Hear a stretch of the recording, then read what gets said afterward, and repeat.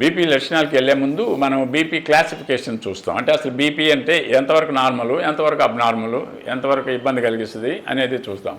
బేసిక్గా చెప్పాను కదా, యావరేజ్ 30 years 25 years ఉన్న మనిషి వాళ్ళలో 120/80 is the basic level. So 120/80 is normal. So high లెవెల్కి వెళ్ళినప్పుడు కొంచెం లిటిల్ అవే ఫ్రమ్ నార్మల్సీ, అంటే కొంచెం నార్మల్ కన్నా ఎక్కువ, బట్ ఇట్స్ నాట్ అబ్నార్మల్. దాని ఏమంటే 130. So that is 130. అంటే 130/80, 130/90 ఇట్స్ ఓకే. అది జస్ట్ హై నార్మల్ కింద కన్సిడర్ చేస్తాం అనమాట. నెక్స్ట్ ఏంటంటే గ్రేడ్ 1. గ్రేడ్ 1 హైపర్ టెన్షన్ డెఫినెట్గా బీపీ ఉన్నట్టే లెక్క. అది 140/90. ఓకే. గ్రేడ్ 2 అంటే 150/90, 150 to 160/90 అనమాట. సో నెక్స్ట్ 180 కన్నా దాటిందంటే దాన్ని హైపర్ టెన్సివ్ క్రైసిస్ అంటాం, అంటే ఎమర్జెన్సీ కింద లెక్క. సో ఈ విధంగా దాన్ని కేటగరైజ్ చేసుకోవచ్చు మనం. ఇది ఒక 5 points అటు ఇటుగా బేసిక్గా ఏజ్ తోటి డిఫరెన్స్ అవుతుంది. ఫర్ ఎగ్జాంపుల్ 30 yearsలో ఉండే వాళ్ళలో 130/80 ఆర్ 140/90 ఈజ్ అబ్నార్మల్.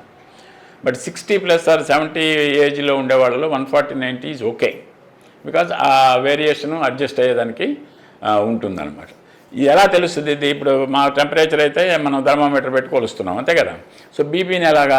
బీపీని స్పిగ్మోమానోమీటర్ అని ఒకటి మన అందరికి బీపీ ఆపరేటర్స్ అందరికీ తెలుసు కదా. సో ఒక కప్ ఉంటుంది, దానికి మెర్క్యూరీ ఉంటుంది. దాన్ని మనం చేతికి ఇక్కడ కట్టేసి ఒక పంప్ని మనం ప్రెస్ చేస్తుంటే మెర్క్యూరీ పైకి వెళ్తుంటుంది. సో మనం స్టెత్ పెట్టి ఇక్కడ దాన్ని బ్రేకియల్ ఆర్టరీ అంటాము. ఈ బ్రేకియల్ ఆర్టరీ మీద స్టెత్ పెడితే ఫస్ట్ సౌండ్, అంటే పైకి వెళ్ళిపోయిన తర్వాత ఫస్ట్ సౌండ్ వినబడేది సిస్టోలిక్ ప్రెషర్. వీటిల్ని కొరట్కో సౌండ్స్ అంటారు. రష్యన్ సైంటిస్టు వీటిని కనిపెట్టాడు అనమాట, ఈ సౌండ్స్ని. So that's how you know it. So first appearance sound అనేది systolic blood pressure. As it comes down స్లోగా ఆ సౌండ్స్ తగ్గుతూ వచ్చి ఒక దగ్గర డిజపేర్ అవుతాయి. అది డయాస్టోలిక్ సౌండ్. సో ఈ సౌండ్స్ని మనం స్టెత్ పెట్టి విన్నప్పుడు, లేదు పల్స్ మీద చేయబెట్టినప్పుడు ఒకటే తెలుస్తుంది, ఆరిజిన్ వరకే తెలుస్తుంది. అంటే ఫస్ట్ మళ్ళీ పల్స్ ఎప్పుడు వస్తుంది అనేది ఫస్ట్ తెలుస్తుంది, అది సిస్టోలిక్ కింద కన్సిడర్ చేస్తాం. సో ఈ విధంగా మనం బ్లడ్ ప్రెషర్ మానిటర్ చేస్తున్నాం. చేతికి కట్టేదే బెటర్. డిజిటల్ బీపీ ఆపరేటర్స్లో కొంచెం వేరియేషన్స్ చూపిస్తుంటాయి, ఒక 5 to 10 millimeters మధ్యలో. సో అది అలవాటును బట్టి ఉంటుంది. ఇవి కూడా ఏంటంటే మనం కఫ్ కట్టే పద్ధతి, పేషెంట్ను కూడా చూసే పద్ధతిని బట్టి కూడా ఒక 5 millimeters మెర్క్యూరీ అటు ఇటు వేరియేషన్. పేషెంట్ రాగానే చూడకుండా ఆయన కాసేపు కూర్చోబెట్టి కొంత సెటిల్ అయిన తర్వాత మన నింపాదిగా నీట్గా కూర్చొని చూడాల్సి ఉంటుంది. ఓపీలోకి రాగానే, అంటే వెయిటింగ్ లేకుండా డైరెక్ట్గా బయట నుంచి రాగానే నిల్చోబెట్టి చూడకూడదు అనమాట. సో ఈ విధంగా మనం రికార్డ్ చేసుకొని, ఈయనకి 140/90 ఉందనుకోండి 30 years అబ్బాయికి, డెఫినెట్గా ఇది is prone for hyper tension. So is having hyper tension, prone కాదు, ఈజ్ హ్యావింగ్. సో వాళ్ళకి మనం ట్రీట్మెంట్ ఇవ్వాల్సిన పద్ధతి ఉంటుంది, అడ్వైజ్ ఇవ్వాల్సిన పద్ధతి ఉంటుంది. సో ఇవి 4 రకాల ఇలాగా క్లాసిఫై చేస్తాం. అసలు ఈ బీపీ వల్ల ఏంటి ఇబ్బంది? నీకేమొచ్చింది? ఇప్పుడు 130 130 అయితే 150 అయితే ఏదో జరిగిపోతుంది కదా, నష్టం ఏముందని అనుకుంటాం. ఉంటుంది నష్టం ఉండబట్టే కదా మనం ఈ డిస్కషన్కి వచ్చాం.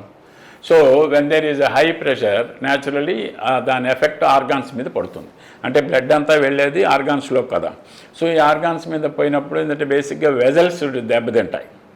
ఎప్పుడైతే ఇప్పుడు మనకు సింపుల్ థింగ్స్ ఏంటంటే, ఇప్పుడు మనం పొలాల్లో కాలువలు ఉంటాయి కదా, మనము ఒక స్థాయికి మించి కాలువలోకి నీరు వదిలేమనుకోండి, బ్రీచెస్ వస్తాయి, డ్యామేజ్ అవుద్ది బండ, అంతే కదా, walls of the canal.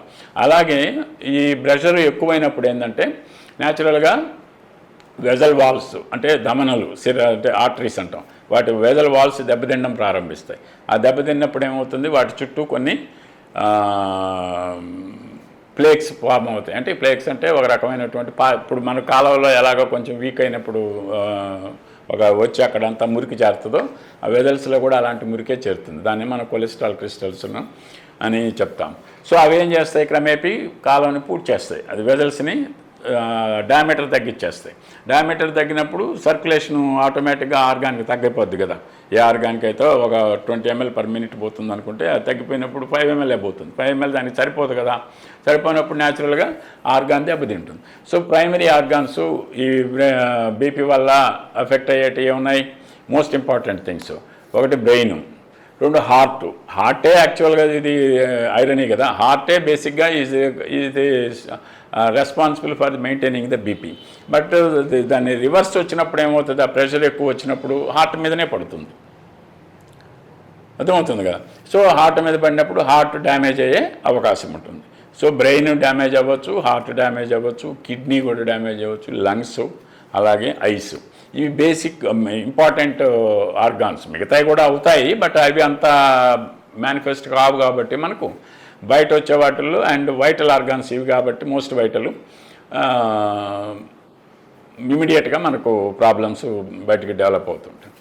So నేను చెప్పాను కదా ఇనిషియల్గా 50% ఆఫ్ ది పేషెంట్స్కి అసలు బీపీ ఉందని కూడా తెలియదు వాళ్ళకి బేసికల్గా, ఎందుకంటే సిమ్టమ్సే ఉండవు.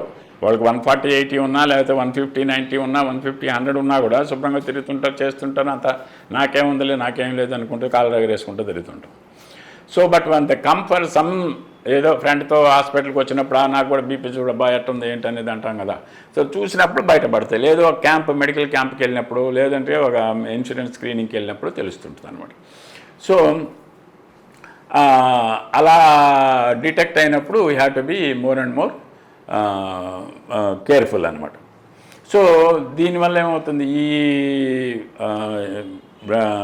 దీనివల్ల బేసిక్గా డ్యామేజ్ టార్గెట్ ఆర్గాన్స్ అన్నాం ఇందాక చెప్పినట్టన్నీ ఈ టార్గెట్ ఆర్గాన్స్ డ్యామేజ్ అయ్యే అవకాశం ఉంటుంది బీపీ ఎక్కువ పెరిగే కొంది.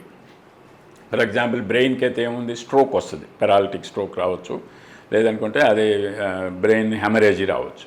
అదే హార్ట్ వచ్చినప్పుడు హార్ట్ ఫెయిల్యూర్ కానీ, లేకపోతే హార్ట్ అటాకే వచ్చే అవకాశం ఉంది. కిడ్నీ అనుకోండి, కిడ్నీ ఫెయిల్ అవుతుంది. కిడ్నీ ఫెయిల్ అయినప్పుడు ఏమవుతుంది, కాళ్ళు మోకాళ్ళు వాచిపోతాయి, అల్సర్ వచ్చేస్తుంది. సో క్రియాటినిన్ పెరిగిపోతుంది ఆటోమేటిక్. కళ్ళు, చూపు దెబ్బతినిపోతుంది. రెటీనా అనేది మోస్ట్ ఇంపార్టెంట్ థింగ్. సో చూపు దెబ్బతినిపోతే బీపీ తెలియదు, ఒకసారి హైపర్టెన్సివ్ రెటినోపతి అంటాం దాన్ని. సో కళ్ళలో మనం ఫోకస్ చేసి చూసినప్పుడు ఏమవుతుందంటే ఆఫ్థల్మోస్కోప్ పెట్టి న్యాచురల్గా మొత్తం అదంతా డార్క్ ప్యాచెస్ లాగా బ్లీడ్స్ వచ్చేసి ఉంటాయి రెటీనాలు. So they lose vision. So ఇలాగ డిఫరెంట్ పీపుల్లో డిఫరెంట్ టైప్ ఆఫ్ మేనిఫెస్టేషన్స్ కనపడే అవకాశం ఉంది. ఎప్పుడైనా కూడా ఒక డిసీజ్ వచ్చినప్పుడు దాన్ని కంటిన్యూస్గా మనం ఫాలోఅప్ చేసుకోవాలి, అది పెరగకుండా చూసుకోవాలి. That is the most important thing. ఒక సంవత్సరం 2 సంవత్సరాలు వాడేసి నాకేం బాగుందిలే, ఇంకేం అది డాక్టర్ దగ్గరికి బాగోలేదులే, చూపించలేదు, అదే మాత్రలు వాడుకుంటుంటాంలే అనుకునే పద్ధతి అనేది మంచిది కాదనమాట. సో ఈ లక్షణాలు బేసిక్గా ఎలా ఉండొచ్చు అంటే, కొంతమందికి ఎక్కువగా బీపీ వచ్చినప్పుడు తల తిరగడం జరుగుతుంటుంది. డిజీనెస్ అంటే తల తిరగడం కానీ, తల తేలిపోయినట్టు ఉండడం కానీ, లేకపోతే కొంచెం వామిటింగ్స్ రావడం కానీ, హెడేక్ వచ్చే అవకాశం ఉంది ఎక్కువ. ఈ ముచ్చిన గుంట్లో వచ్చిన headache majority of the times BP ఎక్కువగా ఉన్నప్పుడు వచ్చే అవకాశం, అది బ్రెయిన్కి ఎఫెక్ట్ అయ్యే సూచనలు తెలియజేస్తుంది అనమాట బేసిక్గా. అలాగే చూపులో కొంచెం తేడా రావడం, కొంచెం నిస్సత్వ, హుషారు లేకపోవడం, ఇవన్నీ కూడా general symptoms. They are not particular to that. But if somebody complaints that you should always check for something. Routine checkup అన్న మినిమం చేసుకోవాల్సి ఉంటుంది, అలాగే డాక్టర్ని సంప్రదించాల్సి ఉంటుంది. సో ఈ లక్షణాలు ఏ సిస్టమ్కి సంబంధం లేకపోయినా కూడా జనరల్గా ఉండేది కాబట్టి, సో ఇలా ఉంటే ఆ ఏజ్ గ్రూప్లో ఉన్న పర్సన్ అలాగా ప్రజెంట్ చేసినప్పుడు మనం ఇది కొంచెం బీపీకి సంబంధించినటువంటి లక్షణాలుగానే గుర్తించాల్సి ఉంటుంది.